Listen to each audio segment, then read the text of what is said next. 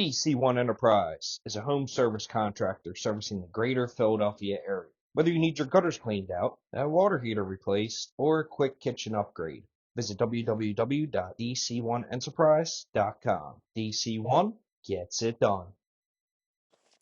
Hey, Arthur. Welcome Yeah, back. Welcome to the Daily American. I got actually I was working with Mr. Jones, Mr. Arthur Jones for a little air conditioner install, but he's got a Vietnam brother that does it as well. And I told him, go ahead and utilize his brother from Vietnam, his brother in arms from Vietnam. And if he minded if I recorded this if you mind if I recorded this conversation, because he's like a history guru, and he did 2 tours over in Vietnam. So Arthur, welcome to the show. you're welcome. Yes, a lot of people in terms of like Vietnam do not realize that the war first started back in 1954 with the French. Vietnam used to be called Indochina, okay? Okay. And the French lost the war in 1954. And then what happened was the we were over there, and when the Vietnam War actually really started, it was the United States. We had a destroyer called the Maddox, and supposedly it was attacked. And we used it as a farce to justify, the war, but actually really the second time that it was supposed to be an attack, it wasn't attacked. But we used that to start the war and escalate the war. And that was August the 4th of 1964. Wow. And then what happened was in February of 1965 is when we started escalating the war to what was called Operation Rolling Thunder. That's when we started bombing the North Vietnam. And then after that, everything went on and on and on until the war ended in 1975. Wow. And you ended up doing 2 tours over there. And now, Arthur, were Yeah, you drafted? I did 2 tours. I was there when it first started. The first time I went over there was January 1965. I caught my ship in the Philippines, and we went out to sea in January of 1965, and then the war started in February of 1965. That's when Operation Rolling Thunder started, okay? And we were over there until May of 1965. And what happened was we had a major fire in one of the main machinery rooms on the ship, and it burnt up one of the main machinery rooms, which required us to come back to the United States for repairs. And we came back for repairs, and after the repairs, we were ordered to go back over there. And we came back over there in 1966. And we were over there from 1966 to 1967, and that's when we came back to the States. And that was when I went over there in 1966, that was my second tour over there, okay? And Were you like I said, drafted? Were you I was on drafted in, I Arthur? was on a, beg pardon? Were you drafted in? No, I enlisted. Okay. Yeah, I enlisted. I was a boiler technician. And what happened was when I enlisted, I actually really enlisted to make a career out of it, okay? But um, after being in there, I said, no, it's not the life for me, okay? Because the other thing is the rate that I ended up being a second class boiler technician, which is equivalent. Second class in the Navy is equivalent to a sergeant in the Army. Okay. But what happened was the rate that I was in was a seagoing rate, which meant that if I'd have stayed in, most of my time would have been at sea. And I didn't want to do anything like that. So I got discharged. I went in October of 1968. October 5th, 1968, I went in and I got out in September 30th. I mean, October 5th, 1964. I went in and I got out in September 30th, 1968, right before the Tet Offensive took off over in Vietnam. Wow. And So did you, the Tet Offensive is what made us really turn against the Vietnam War. what was that? What happened was the Viet Cong attacked the South, okay? This Okay. was after we had been told that we were winning the war. The Tet Offensive showed that we were not winning the war, and that's when the citizens of the country turned a bitter taste against the war. And therefore morale dropped, morale went down, and you and all your brothers and sisters said, we're against this too now. Not really. We saw a lot of things over there that they were saying, telling the people back in the United States that wasn't true.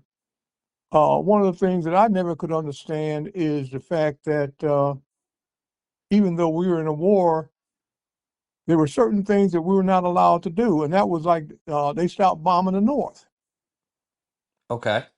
Uh, and one of the things, if people really, really want to know about the war, is read the Pentagon Papers. Okay, the Pentagon Papers, basically, what happened was the Department of Defense basically hired this guy he was a analyst. His name was Daniel Ellsberg, to do a study on the Vietnam War.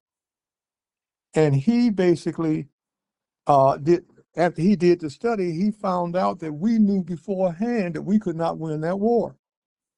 So what happened was he went to Congress with his findings, and Congress refused to listen to what he was saying. So then he went to the New York Times with the information that he had. And the New York Times decided to print the information and inform President Nixon that they were going to print it. And President Nixon took the New York Times to court. And that's when the famous decision that was handed down by the Supreme Court, called a clear and present danger, and allowed the Pentagon Papers to be printed. And that's all in history now. And if you read them, you'll see that that was a war that we knew before we started we could not win. Wow. So we ended up losing 50,000 soldiers were killed in that war. Yeah, it's unbelievable, man. War, the toll of war. Like who's really I mean, I know the answer to that. There's individuals profiting off of war and with that Well, with that's just human like what's beings. going. Yeah, that's just like what's going on now. Okay, a lot of people don't realize about Iran. We try to say that Iran is the bad fella, but a lot of people don't realize in 1953, the CIA, we overturned a democratically elected government in Iran and installed the Shah of Iran. We did that for the oil. And for 26 years, from 1953 to 1979, when the Iranians overthrew the Shah,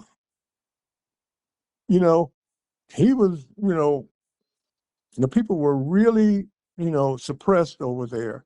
And what happened was the Shah had cancer and he was in this country. And after they overthrew the government there, the people, they wanted the Shah, and we refused to give it back to him, give him back to them. That's why they have a bitter taste in their mouths for us. But No, we basically, we created, like they said, the chickens are coming home to roost. We created that problem. Let's take a quick break. Are you ready to elevate your leadership journey through exploring the wisdom of the ages? Subscribe to the Leadership Lessons from the Great Books podcast on all major podcast platforms, including Apple iTunes, Spotify, and YouTube Music. You can also find us everywhere else podcasts are available. If you find value in our episodes, please leave a 5-star review on Apple, Spotify, and of course, YouTube. We need those reviews to grow, and it is truly the easiest way to help other leaders and lovers of literature discover this show. And thank you for your support.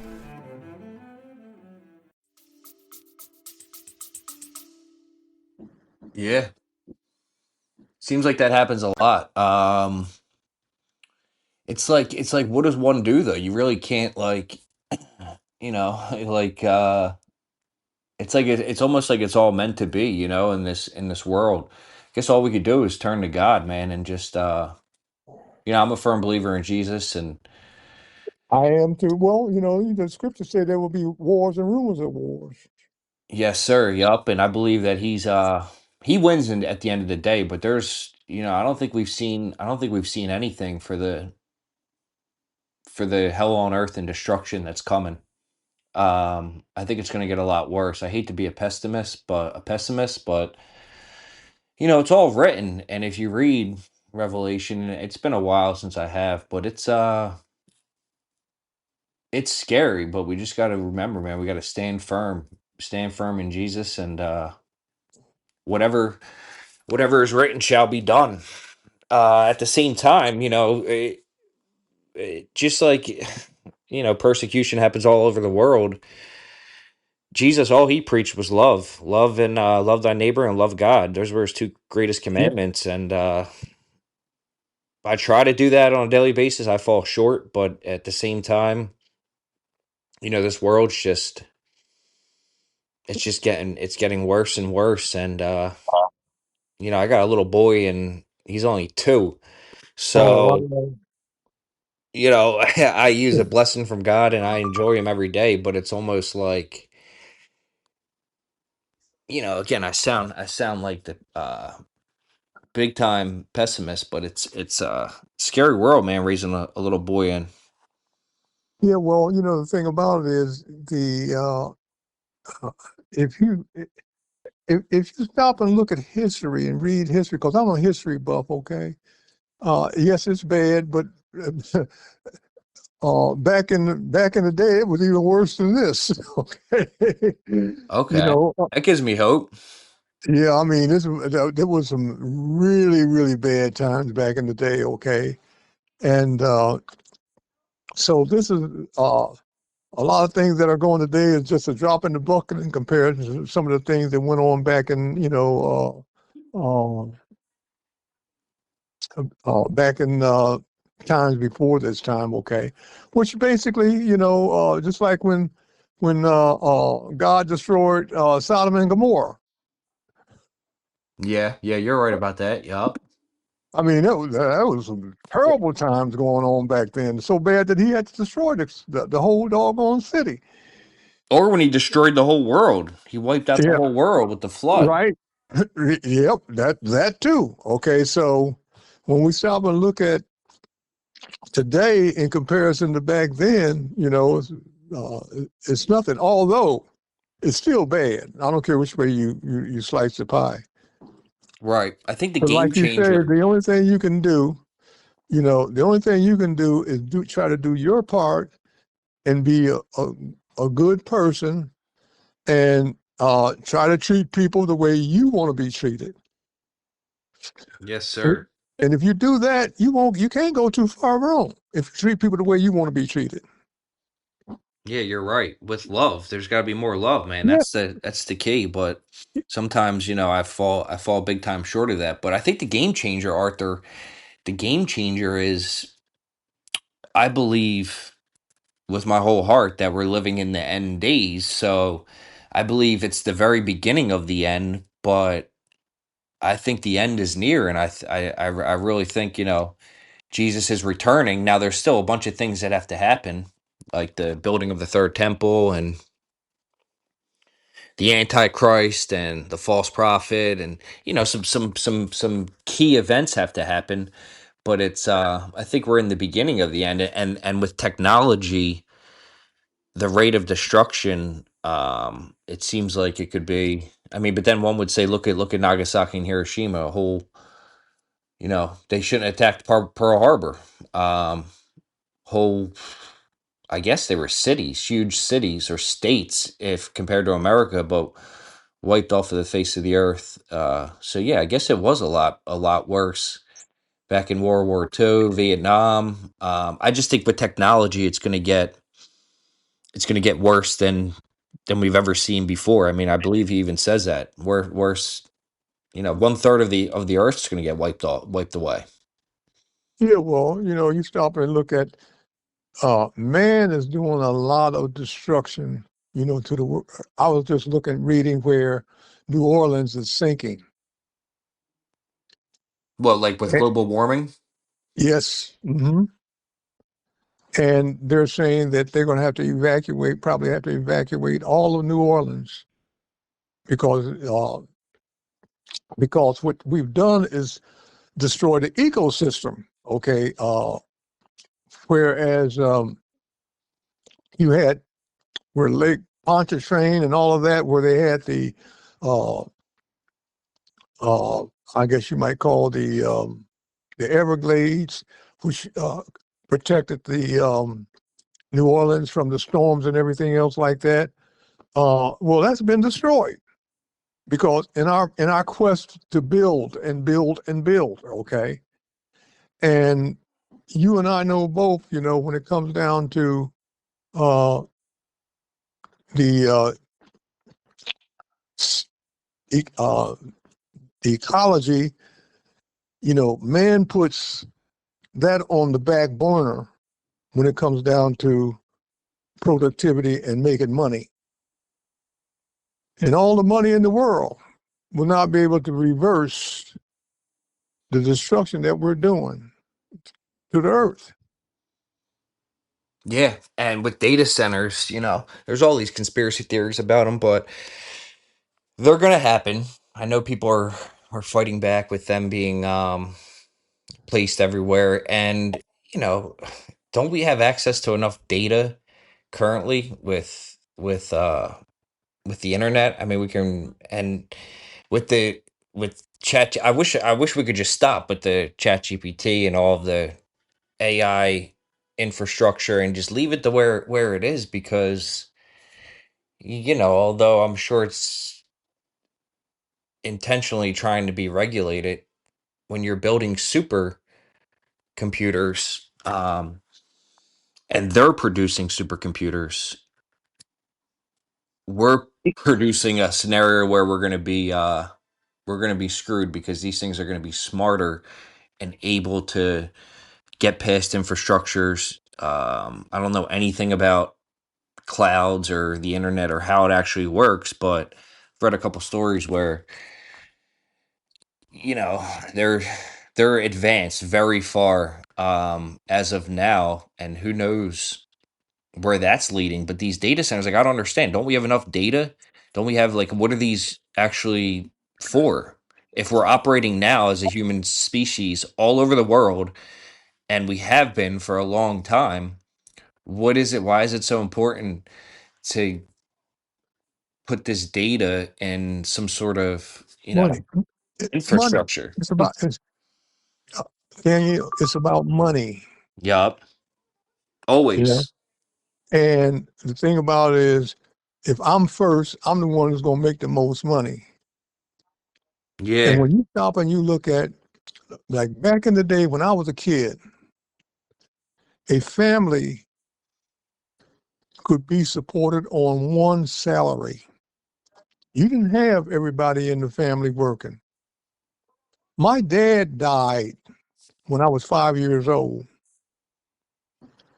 My mom was a registered nurse, and we had our own home. I lived in an 8-bedroom home, me and my two sisters and my mom. Wow. And her salary was enough to support her and my 3 kids. That's unheard of today. Wait, your mom's salary? Yes, my mom's salary back when I was a kid, Yeah. back in the 50s, was enough money to support. Because although she did get Social Security after my dad died because of his death, okay? And her salary was enough to support us And your three children. and her three kids. And Yeah, her three kids. Okay. right. Her three kids, okay? Where was your Then father at? Oh, he had passed. I'm sorry. he passed. He had he was a spray painter and he got sick. Okay. And this was before, they had the safety, standards and everything like that, ocean, all that kind of stuff, okay? Yeah, probably aerosol. Yep. But anyway, he got sick and he died from that. And then what happened was, right naturally, with him being, Social Security and everything like that, we all got Social Security. Uh, and plus on top of that, my mom was a registered nurse and, we were able to live comfortably. I'd say from a middle class upbringing. However, today you can forget about that. First of all, minimum wage in this country is $7.25 an hour. We have not. The government has not. The federal government has not raised the minimum wage in over 20 years, almost. Okay, and the states have had to jump in and raise, the minimum wage, because people can't survive on that. The average rent I was reading in New York City is $5,000 a month. Jeez. Yeah, that sounds, yeah, in Philly it's probably New York City and probably LA are gonna be your one of you up there with your highest rent rate per city. Philadelphia is up there too, and Yeah, I have it's a friend crazy. that lives. Yeah, a friend that lives right over there at the New Market Square. Those apartments over in New Market Square. You know what Okay. I'm talking about? Yep. Okay, she's got a one-bedroom apartment over there, and she's paying 2,000 a month. Yeah.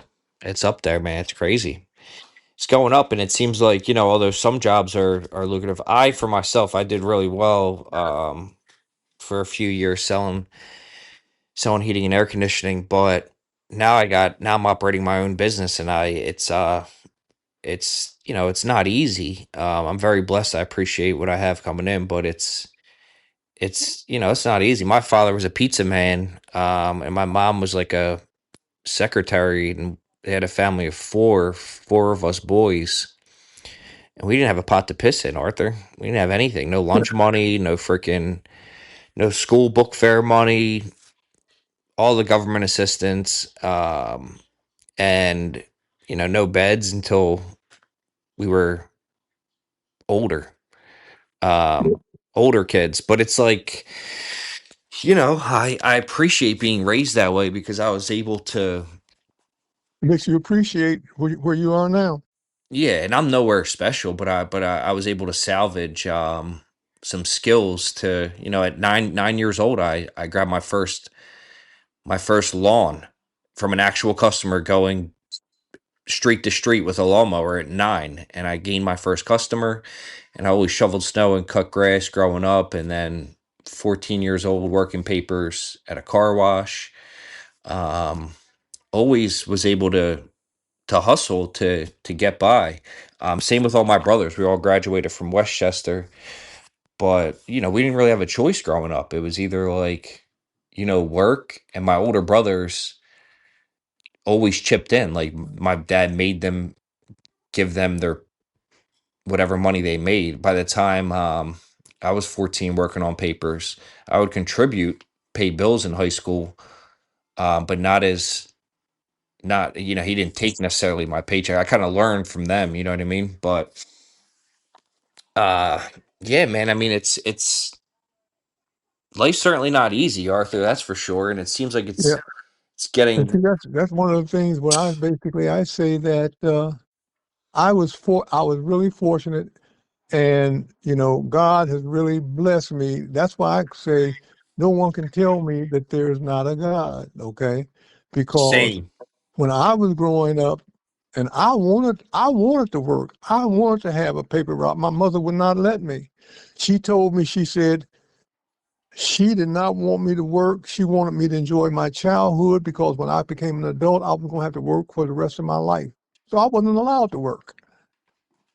And when I went into the Navy at 19 years old, I was able to move up the career ladder. Within 2.5 years of me being in the Navy, I was equivalent to a sergeant. Yeah, because you had that mentality that you were And, going to and, get it no matter what. and I also had people that looked out for me. See, that's another thing, okay? And then when I got out of the Navy, I got a job working down at the Navy Yard. And what happened was I was in working at the powerhouse and ended up transferring to an organization that's still open today, Naval Sea Systems Command, which is still open on the naval base today. And then I started going to Temple University under the GI Bill. I was able to buy my house under the GI Bill also. And then I turned around and I changed career fields and got into human resources. And I became the first Black male human resources person at the Philadelphia Navy Shipyard in its 100+ years. Wow, that's pretty awesome. And then what happened was eventually I ended up with the Department of Labor, and that's where I retired from the Department of Labor with 35 years of plus of federal service. And I have a hell of a pension today. I don't have to, be concerned, and health benefits and the whole 9 yards. So I've had a very blessed life. And, you know, and and the reason why I went into human resources because I like to help people. And I looked at the human resources office. That's where all the promotions are being done. That's where all the hirings are being done. That's where all the training is being done. And I knew if I could get into a field like that, I could help people. And I was able to do that. And I think that I have been blessed today because of me trying to give back to people because of the simple reason I had cancer all the way, prostate cancer back in 2012. Okay. Okay. I'm a cancer survivor. And you figure, 2012, 14, almost 14 years since I had a surgery for my prostate cancer, and I'm still living. And I know people had prostate cancer; they're dead. Yeah, takes out a lot of men. My grandfather passed from prostate on my mom's side.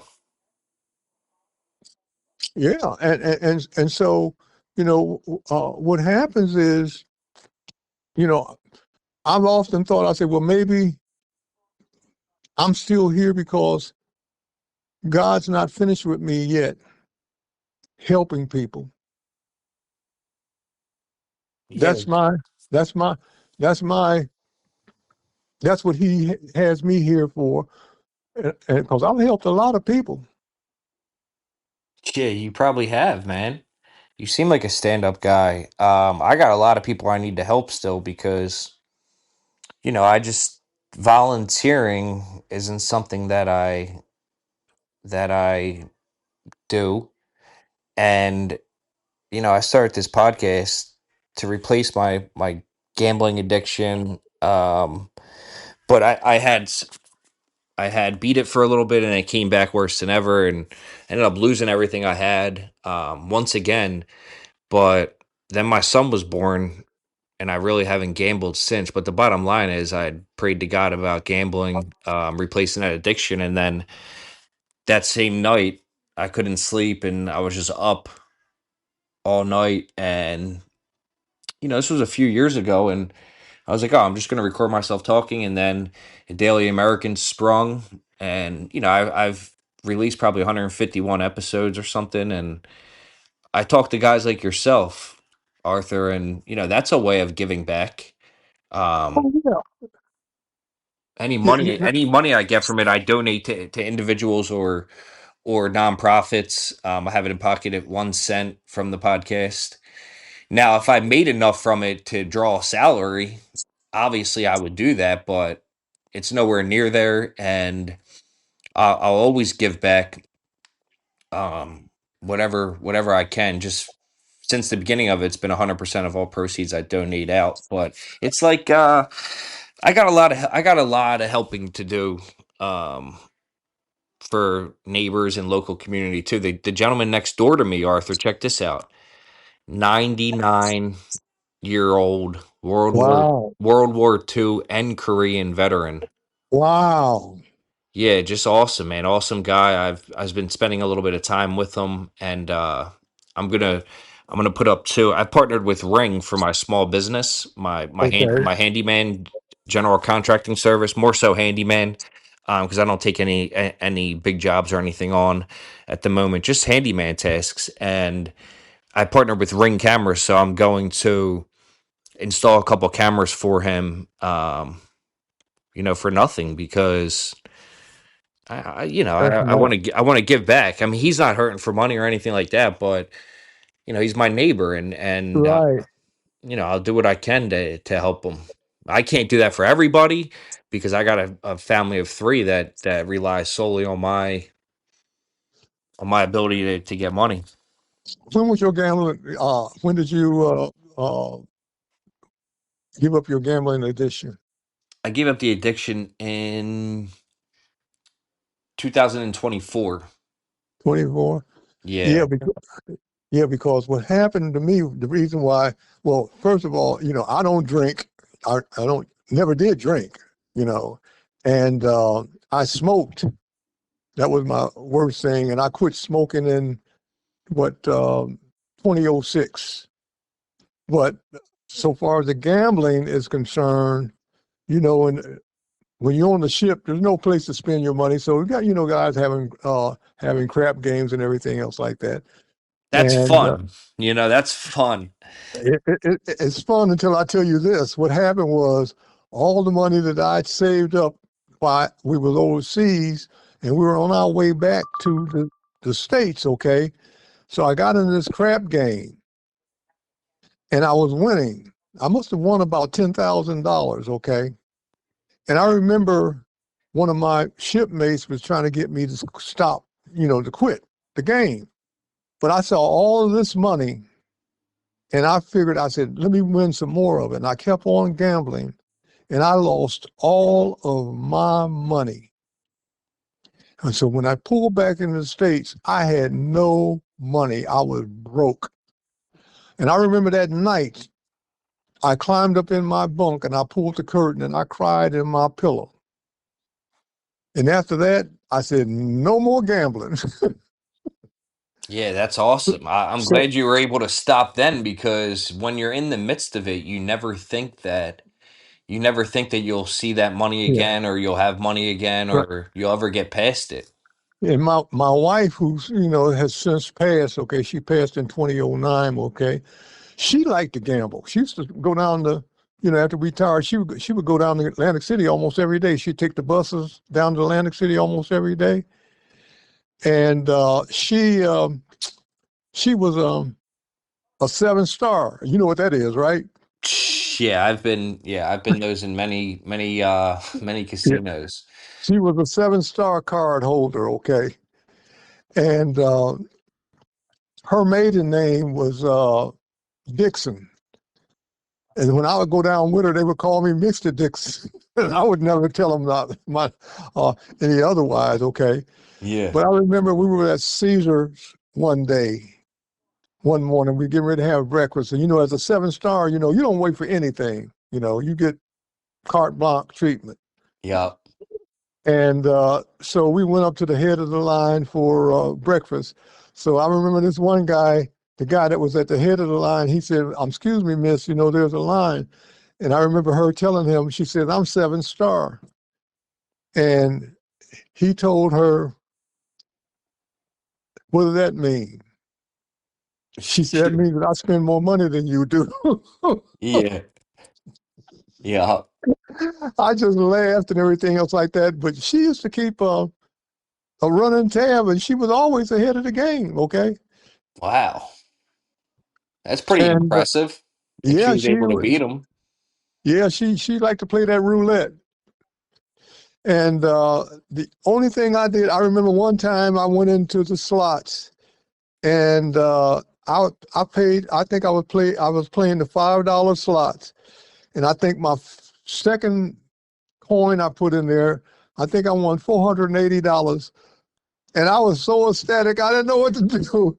I took Yeah. that $480 and left. Okay, but that's basically as close to gambling as I ever got. Yeah, it's smart that you took it and left. Some people it's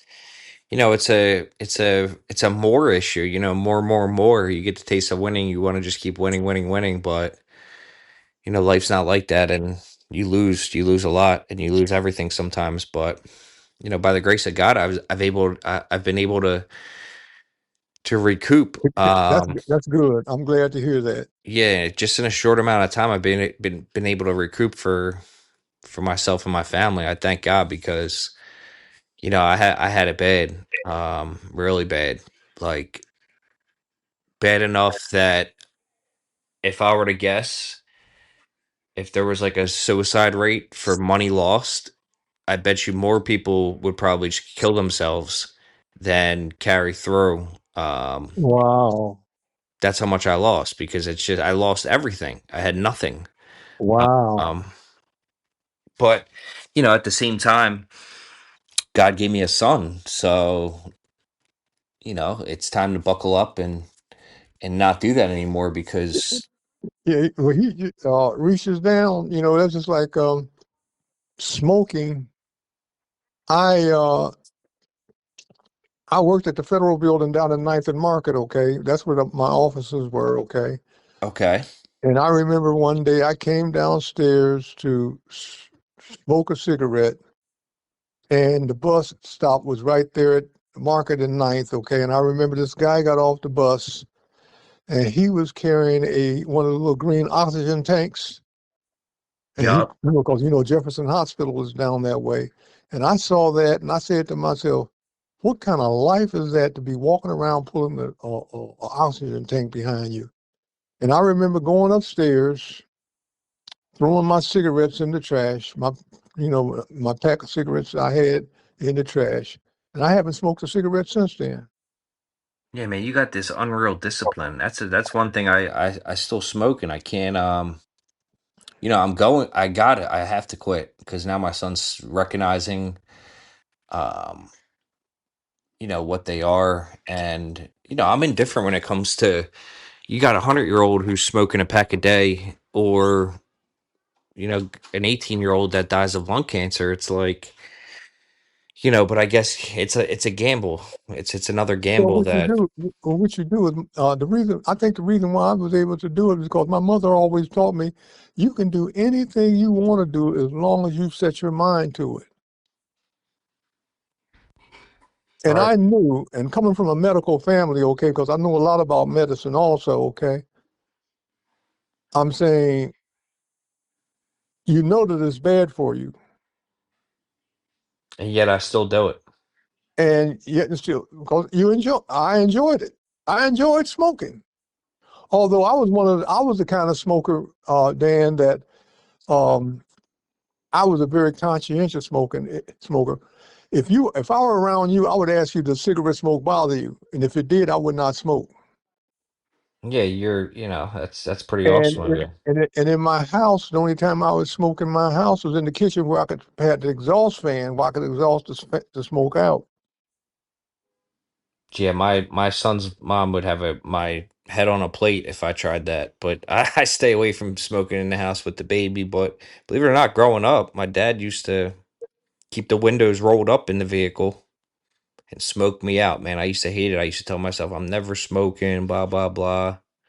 But here I am, can't stop.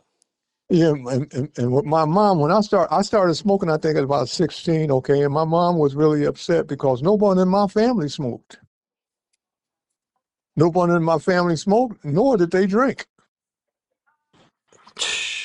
And what happened was, I remember how I ended up smoking was a friend of mine one night asked me about smoking, and he taught me how to inhale. And that's Gotcha. how, and I remember smoking and getting high, because you know how you get really high when you first start smoking, because your body's not used to it. Yeah, and that's how it becomes addicting. And I started walking. I remember trying to walk and be staggering and everything else like that. And I was trying to figure out why wasn't, other people that smoke, why wasn't that affecting them? Not realizing what effect it was having on my body. Yeah, and the So by funny the thing time, is, nicotine's the most addictive substance I think on earth. It's the most addictive drug, nicotine. yes, it is. That nicotine, yes, it is. Okay. Now today, I can smell a cigarette a mile away, and I cannot stand the smoke. And like when I was in the military, okay, just like marijuana, I can't stand the smell of marijuana. And over there, back during that period of time, drugs were very easy to obtain. We had guys that died of overdoses of drugs, on the ship. Wow. But I never got hooked up with drugs or anything else like that. Because I knew the effect of what it could do to you and everything else like that. So basically, I've had a pretty clean life. Yeah, that's awesome, Arthur. Yeah, not not myself. I had some struggles again prior to I've had some struggles with just about everything there is, Arthur, but I thank God that for the most part everything's manageable. Now since my son's been born, I stay away from all that junk. How many children do you have? One, just. Just one. Oh, okay. Oh, wow. Yeah, just one little boy. Oh, that's so nice. That is so nice. Do you plan on having any more? It's a tough world. My fiance definitely wants some more children, and we'll see where life takes us for now. I'd be indifferent with or without more. Uh, but whatever God's will is for my life, Yeah, it will be done. yeah, yeah, yeah. Well, I'm glad to see that you're doing well for yourself. Okay, and you're on the right track. Which no, especially from a religious standpoint of view. My thing is, if a person believes in God, they can't go too far wrong, I agree. He always because reels you back in one way or another. yeah, because the Lord will make a way out of no way. And That's right. when you, matter of fact, what happened was when when I was working for the government, okay, and working at the shipyard, okay, what happened was we filed a discrimination complaint, a class action complaint, and they wanted me to rescind the complaint, and I refused to because I have ethics, okay. Um, one of my bosses one time told me I should be an attorney or a politician, and I told him I could be neither because I was unwilling to sell my soul. And in those kind of occupations, you have to be willing to do that kind of stuff, okay, if you want to be successful. And so since I wouldn't, they fired me on some trumped up charges, okay. And I did not work for 7 years, from 1993 until 2002. 7 years I did not work. My wife was the sole support, and she was in human resources also, okay? And when I went back into the government, I went back into the government at the Department of Labor, okay? And I worked there from 2002 to 2007, March of Okay. 2007 when I retired, okay? Of course, all that time counted, but I ended up, after all those years, in much better shape than I would have been if I had not been fired. Yeah, you turned And out better. Yeah, God made a way. at the time, I remember when I wasn't working, and I, sometimes I would get a little like a little depressed and everything else like that. And I used to say to myself, that which kept me on the even keel, "Thy will be done." I would always say that to myself, and that's what kept me above water. Yes, sir. Thy will be done. And at the time, I didn't realize, although what I was doing, I was working as a paralegal with my friend. He's an attorney down in Center City. Okay, I was doing paralegal work because of my background in human resources and stuff like that. I used to be a labor relations specialist, a classification specialist, the whole 9 yards in human resources. Okay. Okay. So what happened was it worked out for me. And my pension now is much more than it would have been had I retired at age 55. And not only that, I draw also Social Security, which I would not have been able to draw if I had retired at 55. So I have two pensions. Wow. And they're well deserved, my brother. They're Yeah, well so deserved. a lot of times we don't realize what the Lord has in store for us. And we cannot, because we cannot see what he sees. Right. Yeah, you gotta always rely on him for guidance. I fail to do that sometimes too. Guidance and like you said, whatever his will is gonna be done one way or another. Yeah, that is true. That is true. So what I want you to do is work on those cigarettes. Ask, Okay. ask them to help you get rid of them. You will, because and you end up benefit. And let me tell you one thing, which people say, which I found out not to be true. They try to say that your food will taste better and everything like that. There's no difference. Food tastes the same to me. Yeah. It doesn't You mess know, up your taste buds that much. right. For me anyway, it did not affect me one way or the other and things like that. And then what happened was when my wife got sick with cancer and she was like bedridden.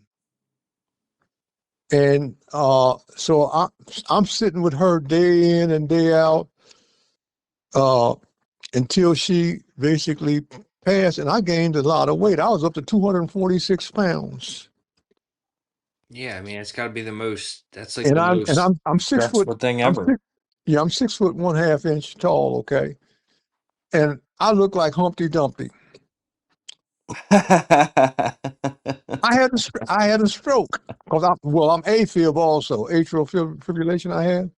Okay. I had a stroke, and what happened was it was a Tuesday. This is right back in 2020. I had a stroke, and that was a Tuesday, and I didn't go to the hospital until that Friday. So when I went to the hospital, uh, Einstein that Friday, and I told the doctor that I had a stroke, and she said, "What? Why? And you just now get in here?" Right, you And could I have told her, died. yeah, and I told her, I said, "Well, first of all, I said Uh, it was on my, I told us it was on my right side because it affected my left side a little bit, okay? And anyway, when they did the CAT scan and everything on me, the doctor came back and told me, she said, you was right. How did you know that? I said, because I come from a medical family. I knew what had happened to me, okay? So what happened was I turned around and I told my cardiologist, I said, you know what? I said, yes, I was, even though I have atrial fibrillation, a big part of that I feel is from my weight. I am overweight. And I went from 246 pounds, I weigh 168 pounds now. Damn. You lost And a lot of weight. and you know how I did it? Walking. Nope. Calories, counting calories. Okay. What I did was I made up a chart. And I also started cutting, labels out of food. I didn't go on a diet. I ate the same foods that I always ate. The only difference is I cut back on the amount that I ate. I reduced my intake to roughly around about 1,000 to 1,200 calories per day. Plus, I only eat once a day. I don't eat breakfast, lunch. I normally only eat dinner, and I eat it maybe around about 6, 7 o'clock at night. And that's how I maintain my weight. I got on the scale the other day. It said 168.8. Damn, good for And you. since then, matter of fact, I just last week I had my annual check with my primary care physician. She told me, she said basically she's amazed how I was able to drop the weight and keep the weight off. And she said I was in excellent health. I'm 80 years old now. And you got many years left, Arthur. I Okay. don't know. I think you do, brother. I think you do. You seem like you're real sharp and you're with everything. But yeah, I'm going to wrap this up, this podcast. I appreciate you coming on the Daily American, Arthur. I'm going to go get these Ring cameras installed. And we want to keep in touch. Okay, I really enjoy, you and I. We're going to have to meet each other in the flesh. Yes, sir. What I'm going to do is I'm going to end it here.